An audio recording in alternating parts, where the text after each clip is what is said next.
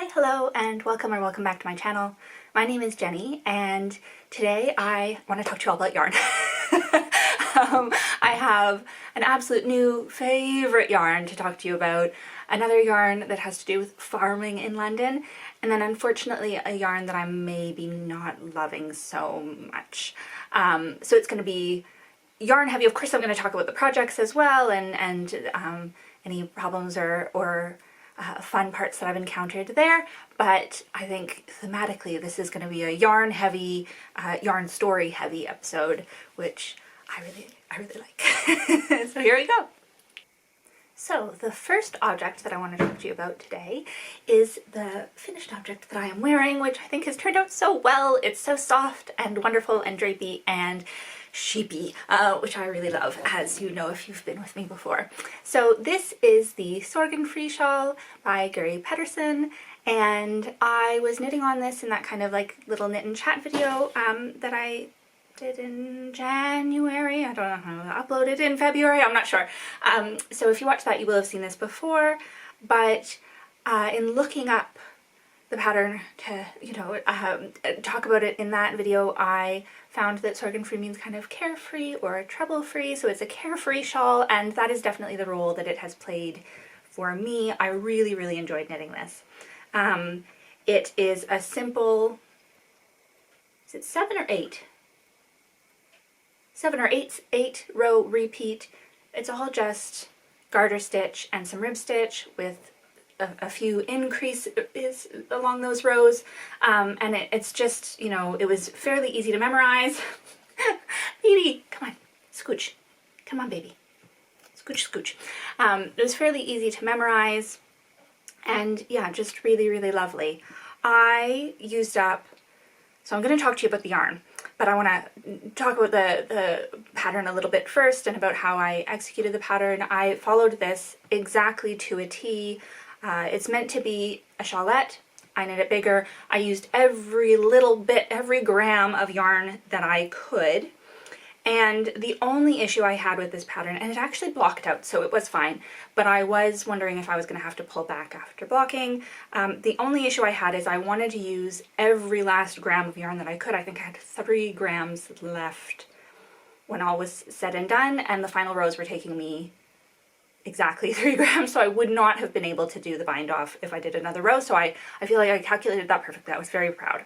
But in the repeat, I don't know if it'll show, I finished with the rib rows and did my Icelandic bind off as usual, which is my preferred bind off for garter stitch, and it was flaring. It was definitely flaring more than usual as I was knitting it, so I was knitting the Icelandic bind off a little bit tighter than I usually do, and even so, I kind of kept going, and I was like, it always works out. It sometimes looks like it's flaring. It usually works out. I'm just going to keep going. And when it was all finished, oh, it was really making the bind off wavy. I was really worried.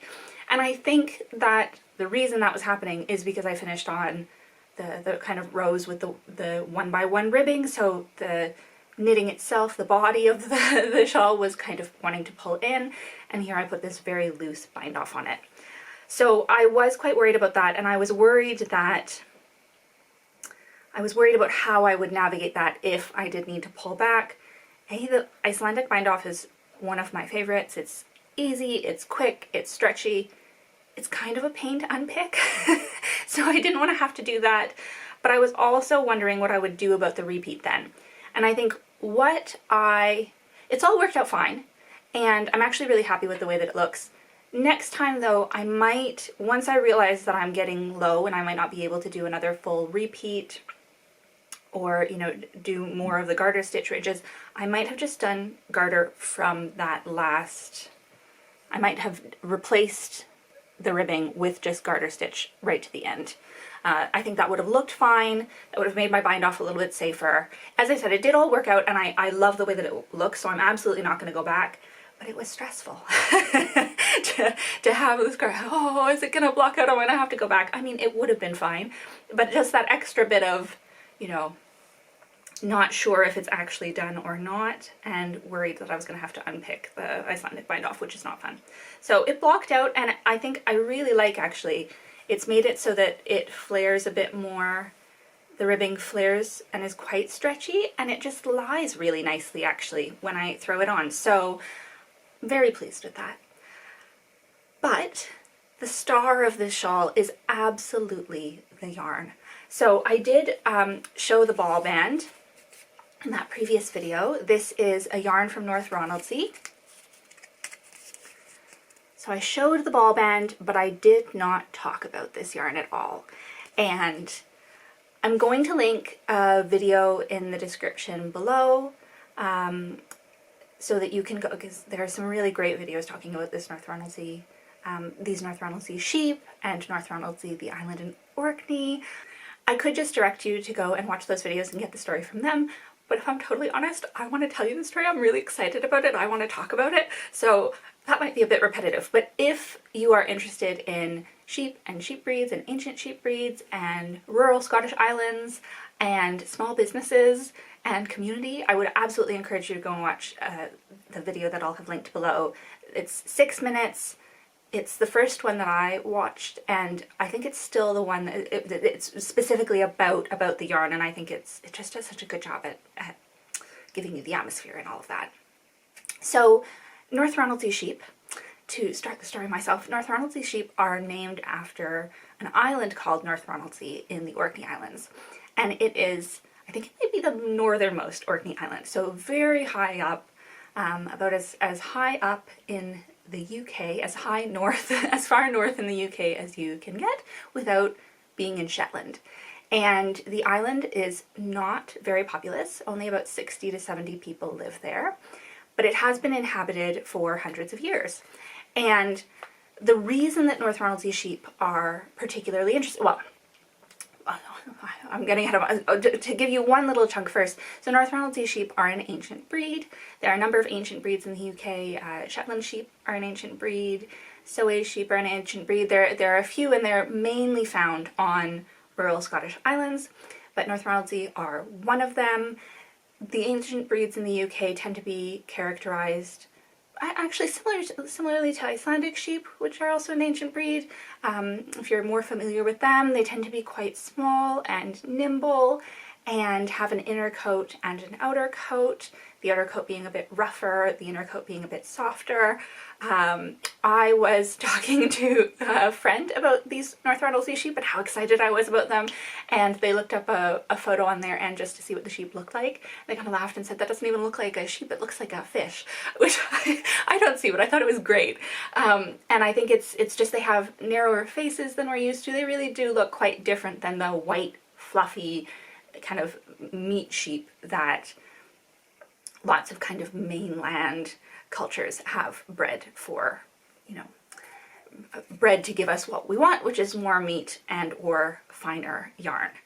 So they're an ancient breed, but the reason that they're particularly special, even amongst the ancient breeds, I think, is some more recent history. So North Ronaldsay was continues to be a fairly agricultural island, right? Only 60 to 70 people live there. Most of them are farmers. And until about the early 1800s, I think it was 1832, I watched the video not long ago, I should have rewatched it this morning, but until about 1832, the sheep lived all over the island. And they do, of course, outnumber people wildly. So sheep lived all over the island. But in around 1832, the island collectively decided to switch over to cattle farming as its main agricultural resource.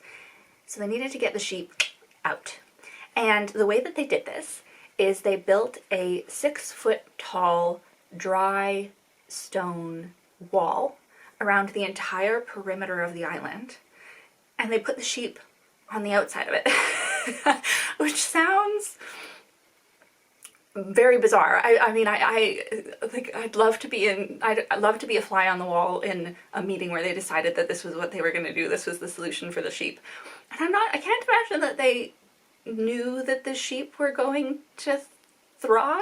It seems a bit cruel to me, but I mean, but those are the times, and that's the reality of rural living in a period where you know, margins between poverty for people are very low. I mean, they still are, but anyways, the sheep did thrive, and they adapted to survive entirely on a diet composed of seaweed.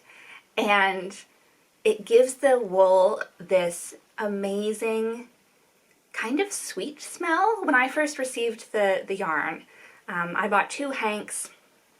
They're slightly less standard than other yarns, so they were 85 grams each. I think I bought 2 of them, and they say 85 grams on. And it had this kind of sweet smell, and I wondered if it was something that they maybe stored with the wool to keep moths away or something like that, but I did a bit of reading and people said that it has a very distinctive smell, and I think that's what the smell was. So it does smell sheepy, but in a slightly different way to what I'm used to, certainly. So they put the sheep on the outside of these stone walls, and the sheep survived entirely on seaweed. They move up and down with the tide on these incredibly rocky beaches. These are not sandy edges of the island. It's all slate and rock. So these incredibly nimble little sheep run all over these stones and survive on seaweed. Like Shetland sheep, they come in a full range of colors. So you've got the kind of Murret color that is considered quite rare. That's a kind of like tan brown and dark brown, almost black, whites, lots of grays. And it's become a tradition on the island. So the entirety of the island is responsible for the sheep together.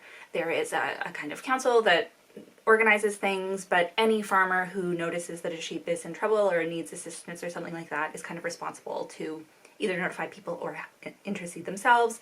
Most ancient breeds are pretty good at self-sustaining. They don't tend to need help with lambing or anything like that, so it's not a big responsibility, but they share this responsibility.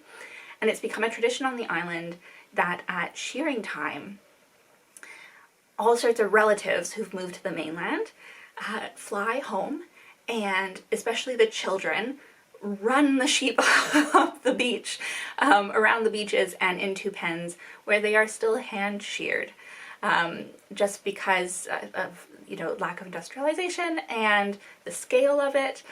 They are still, or at least were at the time of this video, which I think was about 5 years ago, still hand sheared. And it's this big family event that people seem to get really excited about, which is just lovely.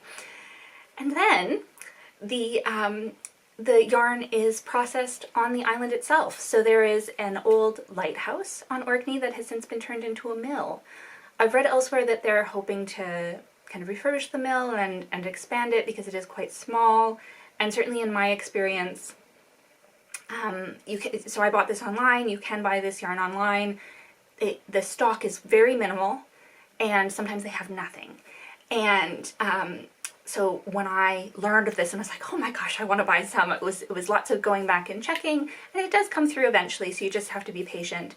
But I imagine that has to do with this frustration they have with the mill not having enough capacity.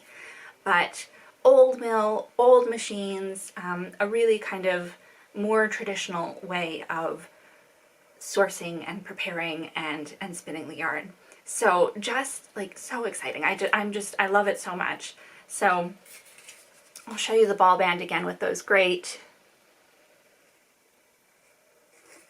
horns, and it says 100% North Ronaldsay wool grown and spun on the island of North Ronaldsay.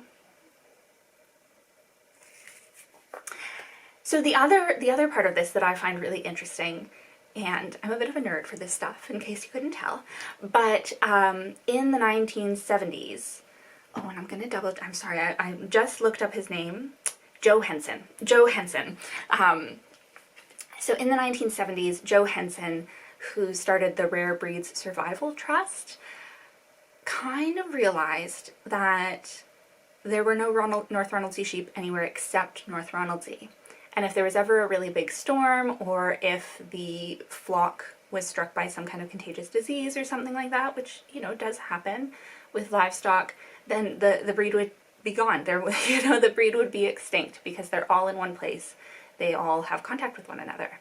And so he made an effort with North Ronaldsay and with other rare breeds around the UK to kind of preserve the breed. And in this case, what it meant was he went to North Ronaldsay and took some sheep back with him to his own farm, and gradually other farms around the UK have integrated North Ronaldsay into their flocks.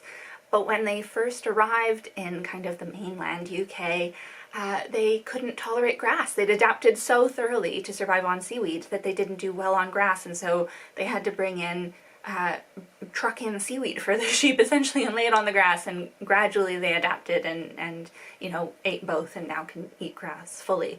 But just the whole thing is so fascinating to me, and I think that's such a worthwhile endeavor to have brought North Ronaldsay to other places, and I'm sure they can be found outside the UK now as well. I haven't looked into that, to be honest, but just to preserve the breed. So you can buy North Ronaldsay yarn from other places, and the Caledonia that I'm working on, sorry, I didn't plan to talk about this, but the Caledonia that I'm working on with the Blacker Yarns tour, you might remember that this has a bit of North Ronaldsay in it. And, you know, North Ronaldsay appears elsewhere, but it's not always North Ronaldsay sheep from North Ronaldsay Island. So I think it's fun to have the stuff from the island. And it is just gorgeous. So I'm going to take this off so I can show you a bit, because it's not a terribly even yarn. And one of the reasons that I chose this pattern in particular was that I thought it would show the yarn off to advantage. I thought it would show kind of how wonderful and textured and, you know, gorgeous this yarn is. So there's, you know, all sorts of different flecks. There's darker gray in there along with the lighter gray. And, oh, here's a good example of this. Oh, we got that. You can see that, you know, sometimes the yarn is much thicker, so it looks a bit slubby, and other times it's finer. It's just so beautiful. Yeah, you can see that a little bit here as well, and there's a bit, I feel like that's a bit of mouret that's been mixed in there. So just beautiful. It was a joy to knit with. I think the way that it can be really fun to knit with color changing yarn, because you're kind of like engaged by the colors and looking forward to the next color change and things like that. I found this yarn really engaging just because the texture was so interesting, and every time I came to a slubby part I was kind of like, oh, look at how gorgeous and soft that is. And then when it was thinner, it's, you know, it's kind of, the stitches are more defined, and I just loved all of it. So it was really, really a joy to knit with. And this has taken me ages to knit, or ages to finish rather. I did everything except the last couple rows months ago. I think I cast this on in December, and I basically finished it in early January, and then I put it aside, partially because I was using the needles for a different project. I knit this on 4mm needles, but very loosely by my own standards. So I, you know, took the needles out of this and used it for something else, but part of the reason I didn't just finish it quickly right away is I don't know if this ever happens to anyone else, but I couldn't figure out if I wanted to use up every bit of the yarn in this, or if I wanted to save a little bit to integrate into a different project, just to have the special yarn in more than one project. And I finally decided to use it all up in one, because I think a small amount alongside other yarns might have stood out for being uneven, and it might have looked like a kind of an error, like the yarn, you know, that there was an issue with the yarn, rather than it being a gorgeous feature, which is what I really think. Oh, sorry, you can't really see the whole thing, but anyways, I don't know if that was a justified worry or not, but I'm really pleased with the size of this. I love it. It blocked out absolutely beautifully. It really bloomed. Yeah, you can see more of the texture there. Like, it's just gorgeous. So anyways, and you know, supporting rare breeds, supporting that mill, which is employing some people in a very, very rural place where it's always, you know, it's always a bit of a tricky thing to support those rural populations, because of course there are going to be fewer resources and fewer job opportunities. So most young people do have to move away, and then go back, you know, have to fly back when the sheep are ready to be shorn. I kind of want to keep talking about this, but I don't actually have that much more to say. So I'll move on to the next project. But yeah, in case you can't tell, I'm a big, big fan. A big, big fan of this. I just loved it.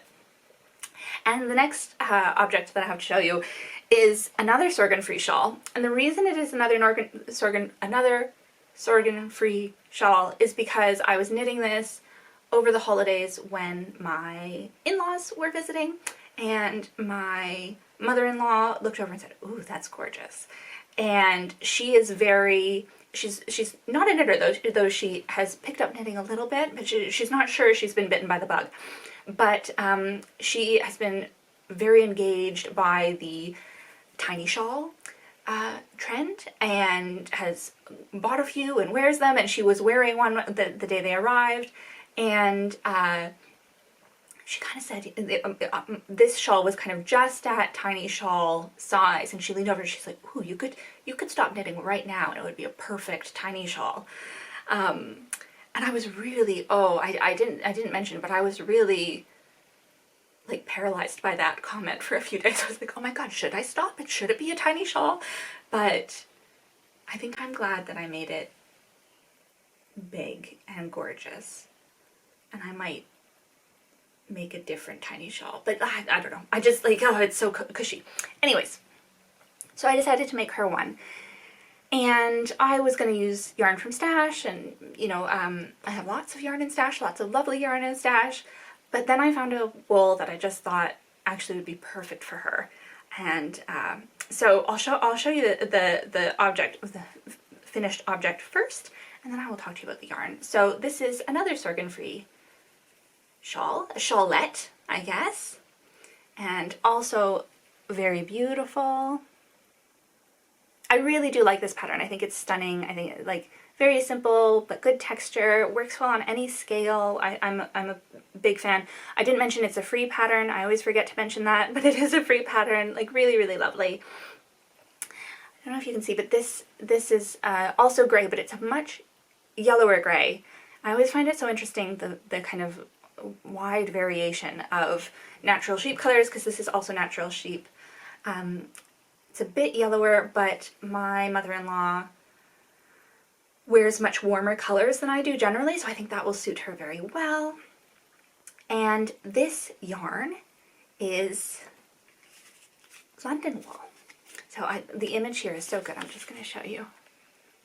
Do you see that? Isn't that fun? I really, really like that. So, did you know that there are farms in London? And like really in central London? Like there's one not far from Waterloo Station. The reason I thought that this yarn would be so perfect for my mother-in-law is I learned about these farms not too long ago when my parents-in-law were talking kind of to each other and to all of us about these farms. They'd read an article about them or something like that. And they'd known about them for a while, but it was news to me. And they tend to be quite small farms, as you would imagine, but they're used for education to give kids who live in London and don't necessarily get a chance to go out to the countryside to learn about livestock and animals and where our milk comes from and where our meat comes from and all those things that people who grew up in rural environments might take for granted. And just getting their hands dirty and interacting with animals and feeding them a bit and that kind of thing, which I think is such a fantastic initiative.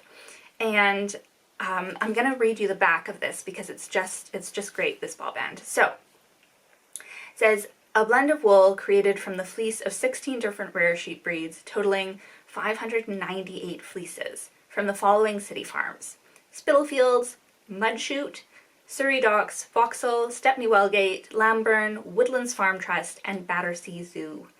The money raised from this purchase goes towards funding the London City Farms and ensures this project continues as a biannual project.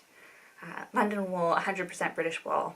And this one, I just realized I forgot to say, this the North Ronaldsay comes in 4-ply and a ran weight. I bought the 4-ply, this is a fingering weight. This London wool is listed as a DK weight on the ball band. Elsewhere, when I was Googling about it, I saw it listed as a sport weight, and I think it's a fingering weight. It just does not seem like, there's no way this is a DK. Maybe a sport. Got the rest of it here. Maybe a sport. It did bloom. I don't know. What do you think? Maybe a sport at a push, but it is not a DK weight. I would say it's a 4-ply. But I love the idea of all those different breeds being blended together. And of course, these are not necessarily fiber sheep. This is going to be a whole array of different sheep breeds, some of whom are bred for their meat, some of whom are bred for fiber. So it's, you know, knitting with it was really interesting. It's quite squishy. I think it is worsted spun, but it felt quite squishy. It felt like you could, maybe this is me projecting because I knew about the yarn before I started knitting with it, but it felt like a good mixture of longer staple lengths and shorter staple lengths. And again, it's got that lovely variation. There's a bit of kind of speckles of black and stuff. So another really, really gorgeous yarn and a pleasure to knit with, blocked beautifully. This small shawl used more or less exactly 40 grams, so I've got plenty of this left. And part of me wants to knit myself a tiny shawl in the same pattern. I don't think I'll do that right away, and to be honest, I was very convinced of that initially because my mother-in-law's excitement about the tiny shawls really got to me, but I have plans to make some other tiny shawls, as I've mentioned, in different colors and things. So we'll see. I'm not sure what I'm going to do with the rest of this yet, but I am very pleased to have it and have a little bit of London farm wool with me up here in the Northeast. I do really wish that I was healthier and could travel and could go to London. My mother-in-law, you know, she and I have been talking for a long time about going to one of these farms, even before I knew about the wool, and we just never did it, and now I'm too ill to do it. So that's a bit frustrating, but something to aim for. Something to hope for in the future. But very, very pleased with that. And my parents-in-law are coming to visit next weekend, so I will get to give this to her very quickly, which I'm pleased about. I hope she likes it. Alright, the yarn that I shouldn't say that I'm not pleased. The yarn that I'm slightly stressed about. So, this project is so... I want to say the opposite of so far along. So short along is not an expression. I have knit so little of this project that it almost feels silly to share it with you, but I thought that since the yarn is the kind of biggest part of this for me so far and the thing that I'm most interested in talking about, this all went together quite well thematically. So I'm going to show it to you, even though it's not very far along. I'm aware it's not very far along, but it's also going fast, so I'll have more to show you soon. And this is, I'm sorry, it's got cat hair on it. This is my life. So this is just the collar of the Basil cardigan by Amy Christoffers of Savory Knitting. This is an Iran weight pattern. Is it even bordering on? No, I don't think it's bordering on bulky. It's knit at 16 or 17 stitches to 10 centimeters 4 inches, so quite a big gauge. I am knitting one of these for myself in this purple color, and I have a sweater's quantity in a lovely bright orange as well that I am planning to knit for my mother. So that's why I'm knitting such a heavy gauge sweater right now. I want to knit this before my parents come to visit in a couple months' time so that Mom can try mine on and decide what fit she wants and that kind of thing, so that I can get started on hers. It's not going to be totally season appropriate maybe by the time it's done, but as I say that, the Northeast is cold, so maybe it'll be fine. It very much depends on what kind of summer we get. So this is just the collar, And this was really fun to knit. Part of me is hesitating because I'm wondering if I want to reknit this. I didn't really think ahead that you are, so you knit the collar first, and then you pick up along this edge to connect it to the body of the cardigan and keep knitting. And I didn't really think through that this is the pickup edge. With garter stitch on a pickup edge, I generally like to slip the first stitch of each row so that and kind of turn the yarn on the inside so that you get a smoother edge instead of that kind of bobbly edge. It's just a bit easier to pick up. But also, is it worth reknitting it when that's the only problem I have? Probably not.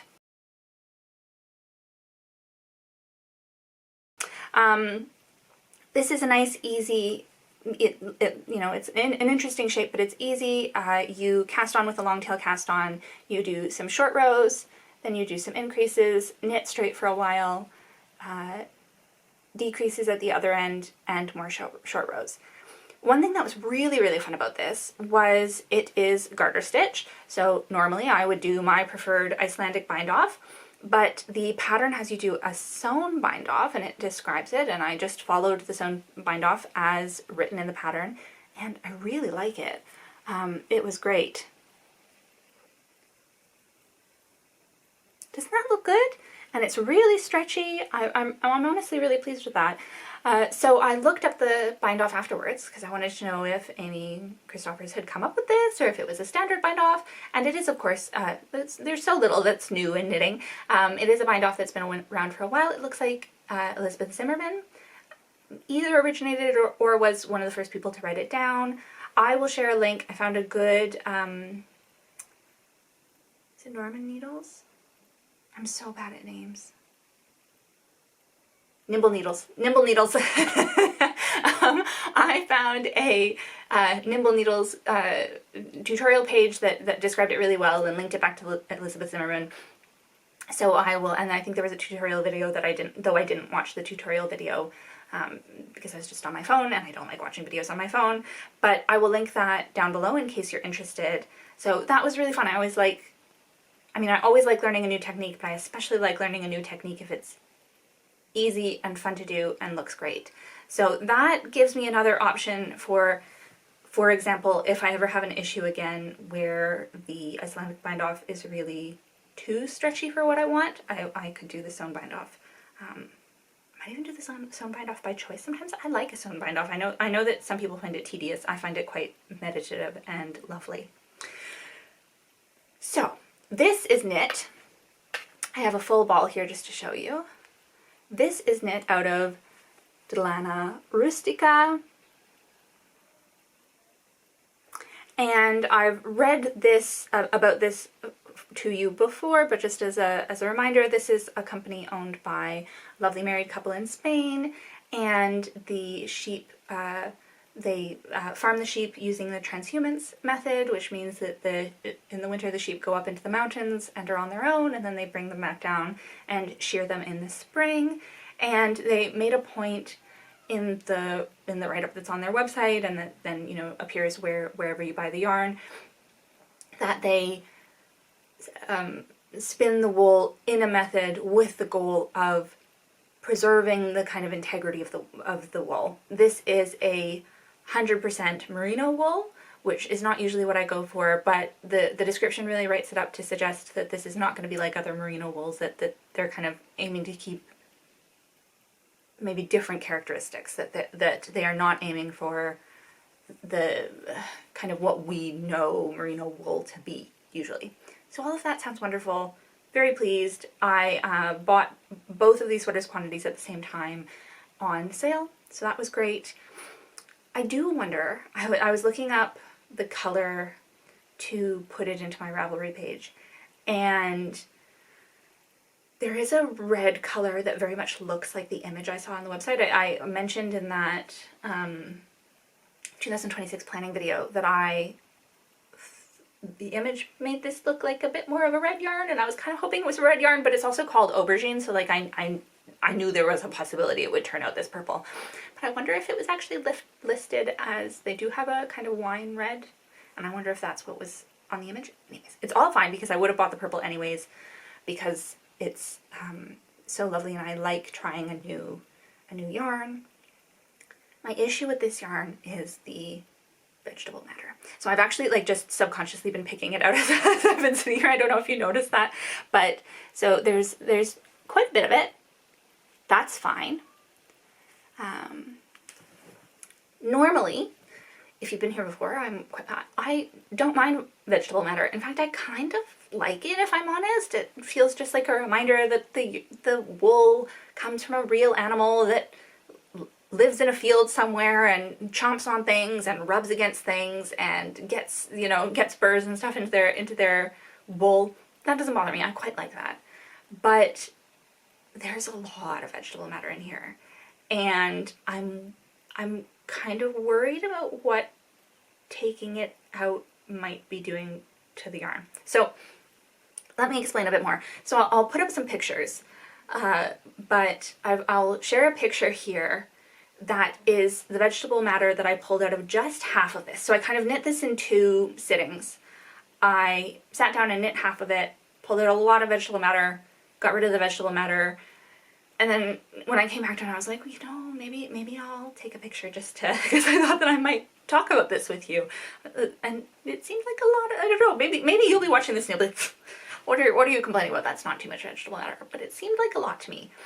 And so the volume is one thing, and it's slowing me down, right, to pick that out. This should be whipping by. This should have taken me no time at all, but it was a bit tedious just because I was having to stop so often to pull out vegetable matter. The real issue, though, are these guys. So I'll share another picture of these very spiky little burrs or plant ends. I'm not sure what they are, but they're incredibly spiky. And this is a single ply yarn. So yeah, here, I'll undo my end.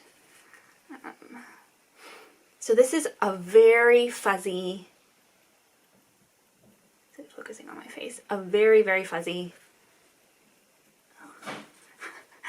I'm trying to not have tension on this and also hide my face. There we go. A very, very fuzzy single ply. And the vegetable matter that is just like grass is not a big deal, right? Pull that out, fine. The issue I'm having is that those spiky little guys are often right in the center of the single ply.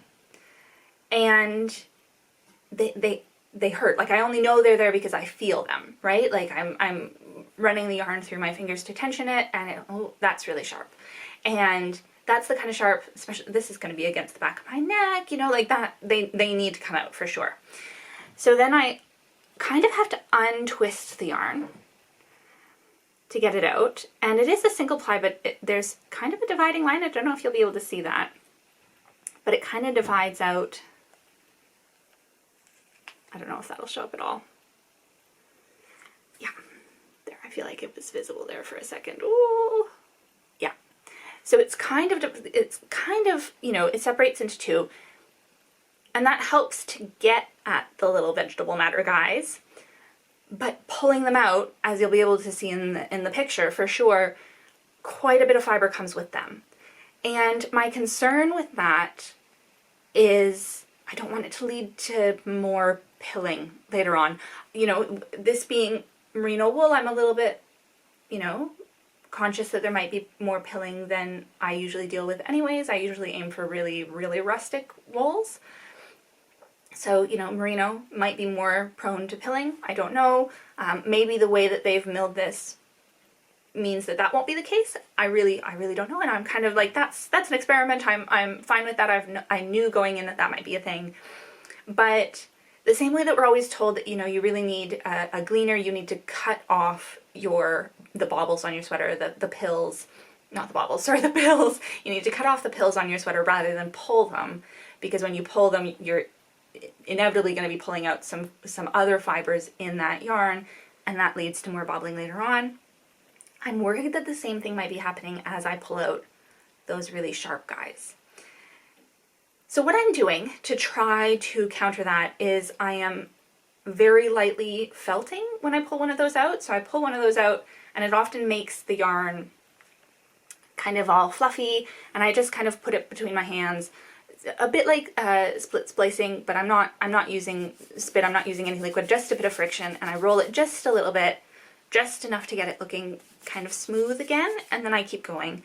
So hopefully that will mediate any problems, but it does have me a little bit concerned. So I don't know, I don't want to say that I'm not happy with the yarn, because in so many ways I'm still very, very happy with the yarn. I'm hoping that it will make really lovely sweaters, but it is a bit slow going. It's making me very conscious that I've got 2 sweaters quantities worth of this to get through. And hopefully in the next year, because I'd like to give that to Mum, you know, this year if I can. So I've got 2 sweaters quantities, which all of a sudden feels a bit more, I was expecting these to whip by. Doesn't feel like that's going to be the case anymore, and I'm conscious that I'm going to be giving one of these to my mom, so I hope it holds up okay. I want to make sure I get all of those spikies out, because she is definitely more sensitive to wool itch than I am, and those spiky little burr things are, I don't want to let those be in a sweater for her. So we'll see. I think that this is, it is one of the consequences of that transhumance. They're up in the mountains, who knows what they're rubbing against, living their best sheepy lives, and I'm very glad that they are living their best sheepy lives, but yeah, this might be the consequence of that. I'm kind of surprised that more of the vegetable matter didn't come out in carding, but I mean, those spiky guys are really, yeah, they're just in there. They're really, there's a word I'm looking for, but I can't find it, so I'm just not gonna worry about it. Anyways, so we'll see. I have a tendency to be concerned about something or have an issue with something, and then the farther on I move with the project, if it resolves, especially if it resolves, I completely forget that I was worried about it, which I think is like, works out well for me in my life, because I'm actually quite bad at dwelling on issues like that. Obviously, like things that matter more, that's not the case, but in my knitting, certainly. Sometimes I'll talk to you about a project and then think, oh yeah, I was kind of worried about that, and that might have been helpful to share, but then by the time I get to the point where I am talking about it, it hasn't occurred to me. So partially I just wanted to flag that now, because I know that that's the kind of thing that, I know that some people are really bothered by vegetable matter, and if you are really bothered by vegetable matter, then this is not the yarn for you. But I will definitely update you, and I am hoping that this will turn into something that I'm not worried about at all, and I will forget that I was ever stressed about it. But I will let you know as I go on. I've got quite a bit of knitting to go with this, so we'll see. I feel like I was going somewhere else with that. I had 2 things to say. I was going to talk about slowing me down.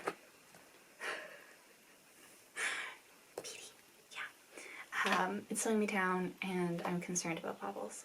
I think that was it. Are you going back again? Come on, baby. Come on, baby. Boop, boop, boop, boop. Okay. Okay, you can sit there. That's good. Okay.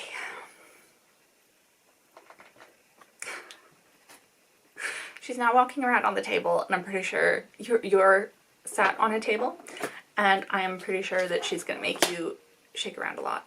Excuse me.